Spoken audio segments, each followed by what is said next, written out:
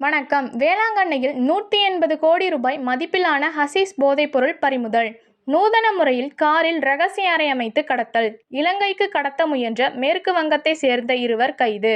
நாகப்பட்டினம் மாவட்டம் வேளாங்கண்ணியில் இருந்து இலங்கைக்கு போதைப்பொருள் கடத்தப்படுவதாக கியூ பிரிவு போலீசாருக்கு தகவல் கிடைத்தது. இதனை அடுத்த பூக்கார தெருவில் உள்ள தனியார் விடுதியில் கியூ பிரிவு இன்ஸ்பெக்டர் ராமச்சந்திர பூபதி தலைமையில் அதிரடி சோதனை ஈடுபட்டனர்.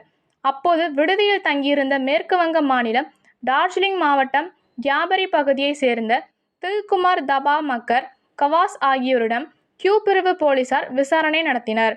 விசாரணையில் மேற்கு வங்க மாநிலத்தில் இருந்து ஹசீஸ் போதைப் பொருளை ராமேஸ்வரத்தில் இருந்து இலங்கைக்கு கடத்தி செல்வது தெரிய வந்தது.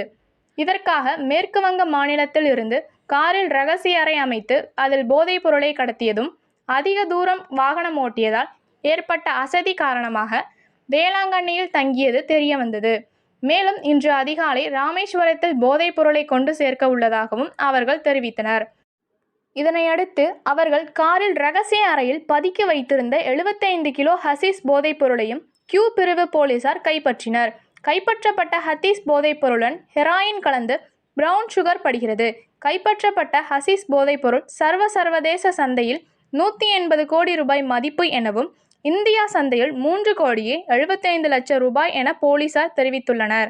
கைப்பற்றப்பட்ட போதைப் பொருட்களை போதைப்பொருள் தடுப்பு பிரிவு போலீசாரிடம் கியூ பிரிவு போலீசார் ஒப்படைத்தனர். தமிழ் டிவி நியூஸ் செய்திகளுக்காக செய்தியாளர் நாகை விஜய். நன்றி.